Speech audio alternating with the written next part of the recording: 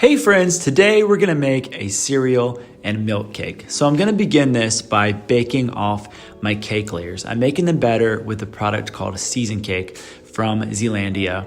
It is a really well structured cake. It's got a great flavor and nice airiness. We're gonna make 4 8-inch rounds here. So once the batter is prepared, I'm gonna put about 2 cups in each of my prepared cake pans, and then we're gonna bake this at 350 degrees until it's really nice and golden brown.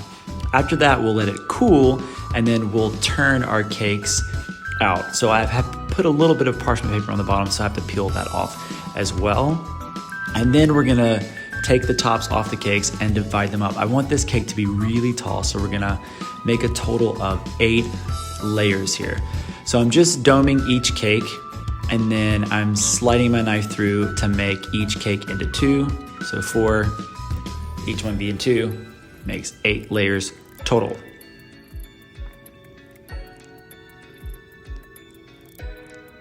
After the cakes are all sliced up, I'm gonna start stacking this with Swiss meringue buttercream and the feature product, which is our fruity cereal Rainbow Graffiti. It is so cool. It's basically our Rainbow Graffiti mixed with some fruity cereal, and it is delicious and nostalgic and reminds me of my childhood and makes me miss my grandma.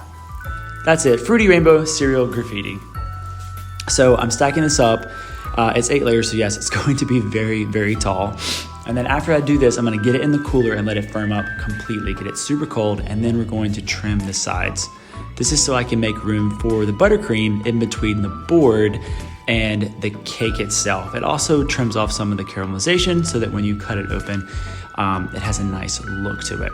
So after this, we're gonna do a crumb coat. So this is just a light coat of buttercream to trap all of our crumbs in. We'll get it back in the cooler at this point, and then once it's completely set up again, we'll do our final coat. This will be the last coat we do.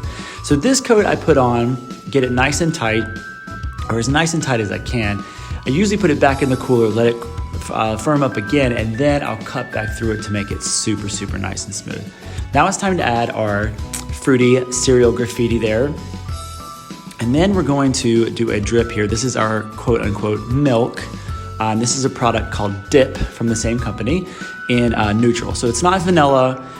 It doesn't really have a flavor. It just adds some sweetness to it, and obviously this textured drip.